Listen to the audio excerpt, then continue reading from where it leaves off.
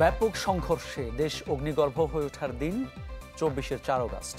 ফ্যাসিস্টের হাতে ঝরে ৯৫ প্রাণ। কাল মানিক মিয়া অ্যাভিনিউয়ে জুলাই ঘোষণাপত্র পাঠ, দিনভর উদযাপিত হবে ৩৬ জুলাই।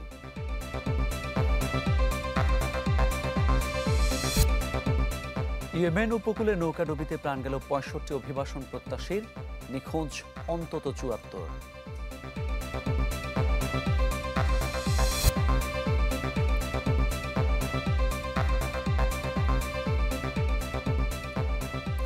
আমন্ত্রণ চ্যানেল 24 সকাল 10টার খবরে।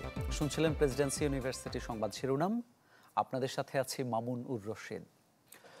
অসহযোগ আন্দোলন ঘিরে ২৪-এর আজকের দিনে রাজপথ জুড়ে ছিল উত্তেজনা, সংঘর্ষ আর দাবির ঝড়। একদিকে ছাত্রদের এক দফা দাবি, অন্যদিকে ক্ষমতায় থাকার লড়াইয়ে পাল্টা অবস্থান নেয় সরকার। রাজধানীর অলিগলি রূপ নেয় সহিংসতার মঞ্চে, যা ছড়িয়ে পড়ে সারা দেশে। এদিন ঝরে যায় ৯৫ প্রাণ। আশরাফুল আলম আকাশের রিপোর্ট।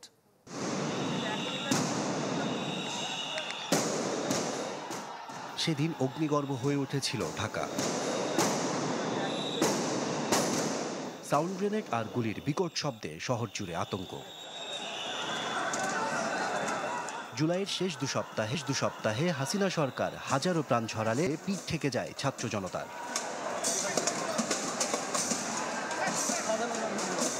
এই পতাকা আবার সবুজ হবে যখন এই খুনিদের বিচার হবে।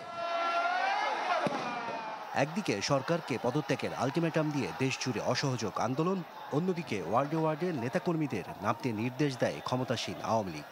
সেই সঙ্গে আরও কঠোর হয় পুলিশ।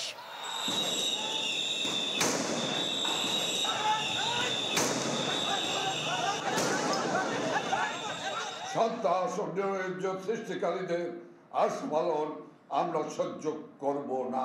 তাদেরকে বিন্দুমাত্র ছাড় দেওয়ার কোনো প্রশ্নই আসে না। ৪ আগস্ট সকালে শাহবাগে অবস্থান নেয় ছাত্র জনতা, আর আওয়ামী লীগ কর্মীরা বিএসএম-এমইউর সামনে। দুপুর গড়াতেই দুপক্ষের সংঘর্ষে রণক্ষেত্রে রূপ নেয় চারপাশ।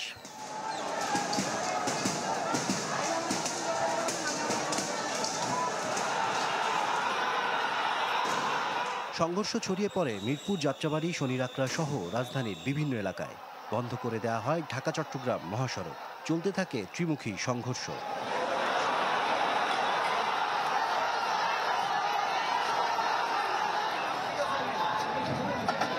মেরুদণ্ড সোজা করে দাঁড়ান, ১৬ বছরের ভয় কাটিয়ে কথা বলতে শিখুন। গোটা প্রগতি সরণি দখলে নেয় বেসরকারি বিশ্ববিদ্যালয়ের শিক্ষার্থীরা। তবে রামপুরায় বাধে দফায় দফায় সংঘর্ষ।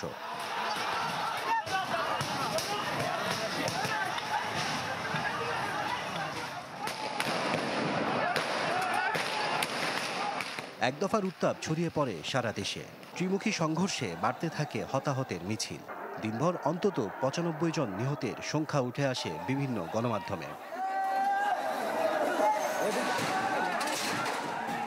পরিস্থিতি সামাল দিতে না পেরে আবারও অনির্দিষ্টকালের কারফিউ সহ ৩ দিন সাধারণ ছুটি ঘোষণা করে আওয়ামী লীগ সরকার। আশরাফুল আলম আকাশ, চ্যানেল 24, ঢাকা। জুলাই আন্দোলনে এক দফার বীজ নিহিত ছিল ৯ দফায়। পদে পদে ঝুঁকি নিয়ে যার নেপথ্যে কাজ করেছেন একদল অকুতোভয় তরুণ। তাদের কয়েকজনের সাথে থেকে গল্প শুনেছেন জুমাতুল বিদা।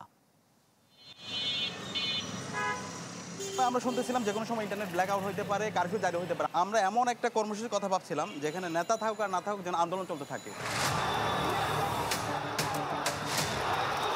চ্যালেঞ্জ ছিল আন্দোলন চলমান থাকার কর্মসূচির ঘোষণাটা মিডিয়ায় পৌঁছানো। তো সে আলোকে আমরা সবাই এখানে একত্রিত হয়েছি এবং ৯ দফার যে খসড়া, সে খসড়া নিয়ে আমরা বসেছিলাম। এখান থেকে উপরে বসে মূলত আব্দুল কাদেরকে ফোন দেওয়া, সে 9টা পয়েন্ট নোট নাই। তো কয়েকটা ব্যাপার আমরা প্ল্যান এ বি ভাগ করি, হয় এইটা নয় এইটা, 2টা পয়েন্ট এরকম ছিল। ওই 2টাতে সে তার রিকমেন্ডেশনটা দেয়। তারপর আমরা আবারও মিটিং বসি।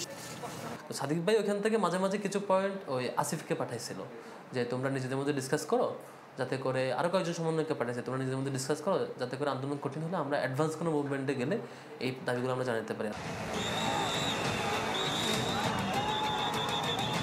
নাহিদ, আসিফ, বাকের 3জন হচ্ছে গুম অবস্থায় আছে, তাদের ব্যাপারে ইনফরমেশন পাচ্ছি না। আবার এদিকে হাসনাত, সার্জিস আর হচ্ছে হাসিব, এই তিনজন হচ্ছে গভর্নমেন্ট মোটামুটি তাকে কন্ট্রোল করে মোটামুটি চাপে রাখার চেষ্টা করতেছে। তখন আমাদের মাথায় তখন মাহদি চিন্তা করলেন তাহলে আমরা এক কাজ করি, এখন থেকে 59 সমন্বয়ের বিবৃতি দেয়। ফলে এই 6 জনকে বাদ দিয়ে 65 জনের সমন্বয়ক ছিল, কিন্তু ওইখান থেকে বাকি 59 জন নিয়ে আমরা মিটিং করে এটা সিদ্ধান্ত নিচ্ছি, এই ধরনের রিপ্লাই। ফলে মিডিয়া বিশ্বাস করতে শুরু করে এবং সেভাবেই হয়। এবং ইন্টারেস্টিংলি গভর্নমেন্টও অবাক হয়ে যায় যে এই 59 জন বসতেছে এদেরকে বের করি। বাস্তবে হচ্ছে আমরা আসলে কোথাও বসি নাই।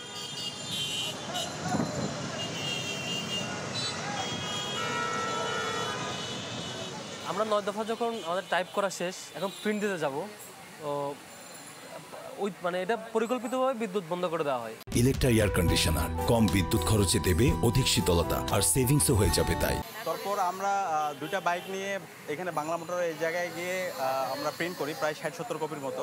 এখন প্রিন্ট করার পরে সবার আগে আমাদের মিডিয়ায় এই প্রিন্ট কপিগুলো পাঠাইতে হবে, 9 দফার যে প্রেস লিস্ট এটা পাঠাইতে হবে।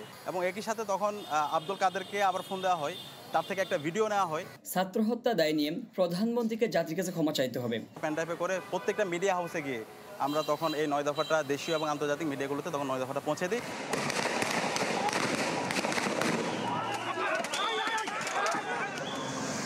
পুরো বলা চলে এই রুমটা একটা আমাদের স্মৃতি বিজড়িত জায়গা।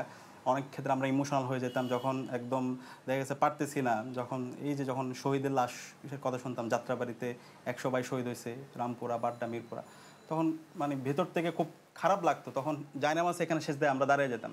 আপনি দেখে থাকবেন ওই শেষের দিকে 3-4 দিনে অনেকগুলো কমিটি একসাথে পাবলিশড হয়, যে সমন্বয়ক কমিটি। তখন আমাদের চিন্তা ছিল যে আন্দোলন স্থগিত করার যখনই ঘোষণা দিবে, যারা ঘোষণা তাদেরকে বাদ দিয়ে যারা অ্যাক্টিভ থাকবে সবাইকে নিয়ে আমরা একটা সমন্বয়ক প্যানেল ঘোষণা দেবো, যাতে করে তারা সমন্বয়ক পরিচয়ে ফেস করতে পারে এবং আন্দোলনটা কন্টিনিউ করা যায়। আগামীকাল বিকেল 5টায় রাজধানীর মানিক মিয়া এভিনিউয়ে পাঠ করা হবে জুলাই ঘোষণাপত্র। প্রধান উপদেষ্টার ভেরিফাইড ফেসবুক পেজে এই তথ্য জানানো হয়। গণ অভ্যুত্থান এবং এর আগের বাস্তবতা, ঐতিহাসিক প্রেক্ষাপট, সামনে কেমন বাংলাদেশ প্রত্যাশা, সেসব কিছু থাকবে ঘোষণাপত্রে। পোস্টে বলা হয় 36 জুলাই ঘোষিত হবে জাতির আকাঙ্ক্ষিত ঘোষণাপত্র। এ উপলক্ষে দিনব্যাপী আয়োজন থাকবে মানিক মিয়া অ্যাভিনিউয়ে।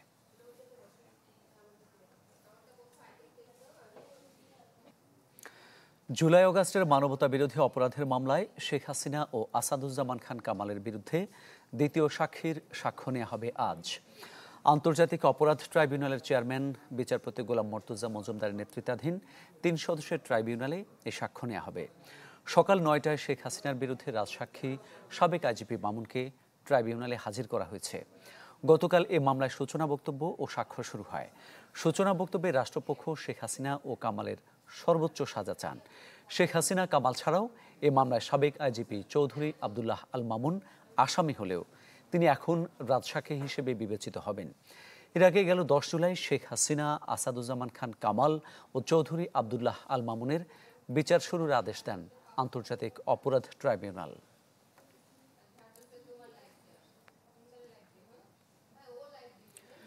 সুনামগঞ্জে শিক্ষার্থীদের সাথে দ্বন্দ্বের জেরে অনির্দিষ্টকালের জন্য কর্মবিরতি পালন করছেন বাস মালিক ও শ্রমিকরা।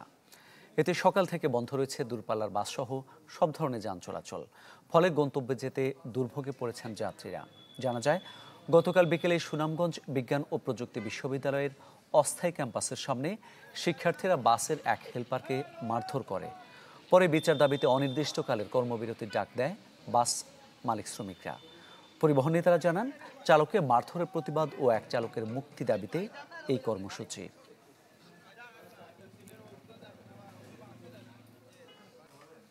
দেশের বাইরের খবর জানাবো।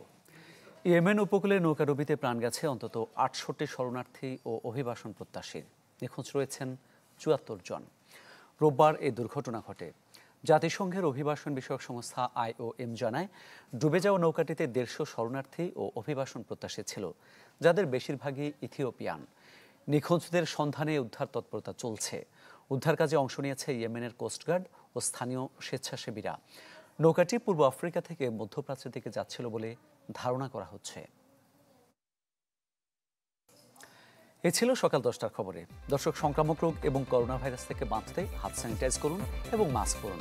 বিশ্বের যে কোনো প্রান্ত থেকে সবশেষ খবর জানতে ভিজিট করুন আমাদের ফেসবুক পেজ, ইউটিউব চ্যানেল এবং ওয়েবসাইট।